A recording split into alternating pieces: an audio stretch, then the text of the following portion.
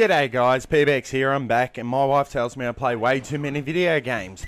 Today I'm bringing you a domination gameplay on Stadium on Black Ops. What the hell is this guy doing? Well, it was the first match I jumped into, and I was going to post it regardless of the score, because it's not about the score, but rather the discussion topic at hand. I chucked in the Black Ops disc for the first time in about 3 months, so my accuracy is off a little at the start, so forgive me there, but I did manage to find some sort of rhythm throughout the match. Black Ops has probably been out of everyone's mind for the last month or so, while Modern Warfare 3 is still fresh.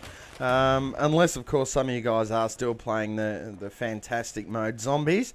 So I thought it a good idea to try and refresh people's memories for our discussion. I could be committing channel suicide posting this game, but, you know, whatever. Let's do it anyway for the lols.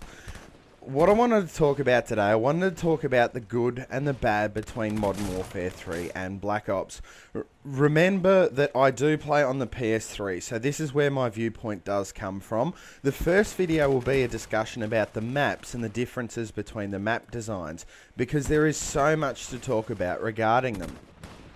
Now, firstly, I'll talk about the Modern Warfare 3 maps. I think that the map designs in Modern Warfare 3 are by far the game's biggest letdown.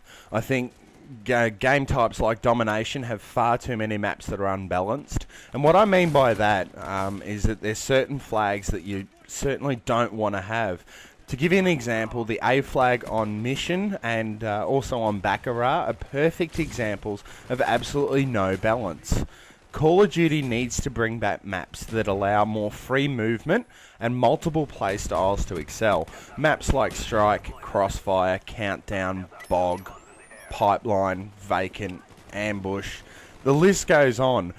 What these types of map designs do is they allow both a rushing type gameplay with guns like a shotgun or a submachine gun, and allow those kind of players to be able to flank the enemy, take out snipers and that kind of thing. But they also offer longer lines of sight, so guns like the assault rifles, LMGs and snipers also have a chance to excel. One thing that's often overlooked by the community is that maps actually create gun balance. So we always talk about the guns that are overpowered and that kind of thing. But if you've got different areas of engagement, if you've got shorter range battles as well as longer range battles available to the player, you actually create more gun balance overall and free up a lot of different play styles that people do want to choose to play. To think of a really good example of a map that I'm thinking of, try and picture the map Pipeline from Call of Duty 4.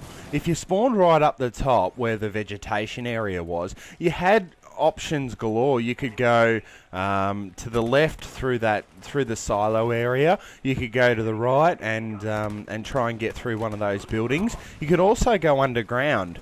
So having those options allows players to feel more free, feel less claustrophobic when they're playing the game.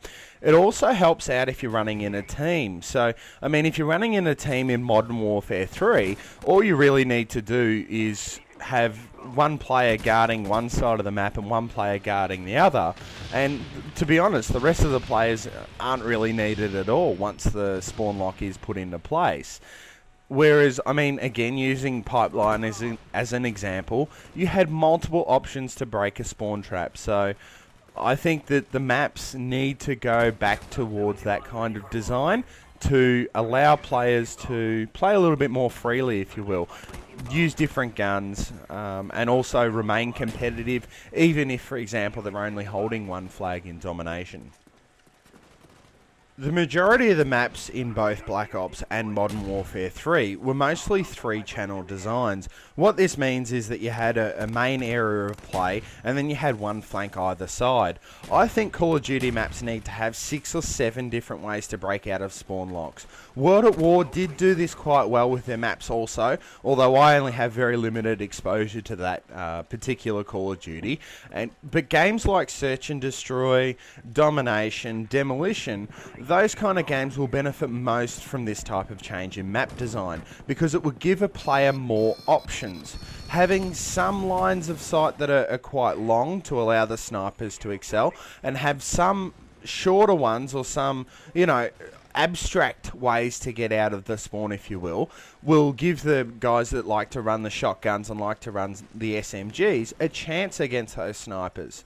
So I hope I'm able to paint the picture well enough for you guys to see exactly what I'm on about. But I do hope that with the new DLC that's due to come out in the next month or so, that these type of changes are implemented in the map design.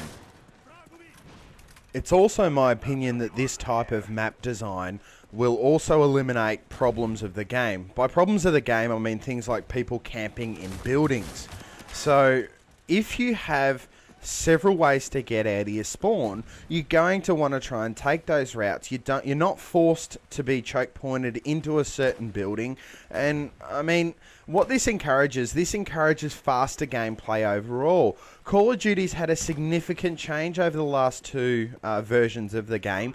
The games have become a lot slower. If any of you guys have experience with Call of Duty 4, you will remember that, I mean, the game was so fast-paced. There was always a UAV up for both teams, and there was always kills happening. Games are only lasting 3 or 4 minutes in team deathmatch, whereas, I mean, right now, the games can last even up to the time limit in that particular game type. So I think that Call of Duty does need to return back to basics. They need to create maps that give players more options overall.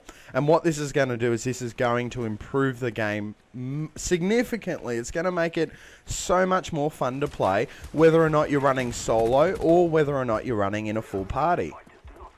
Just simply comparing only the two games at hand here, so Black Ops and Modern Warfare 3, I'm actually going to have to give the verdict of the better maps to Black Ops. Yes, there was maps there that were always avoided, that were always skipped.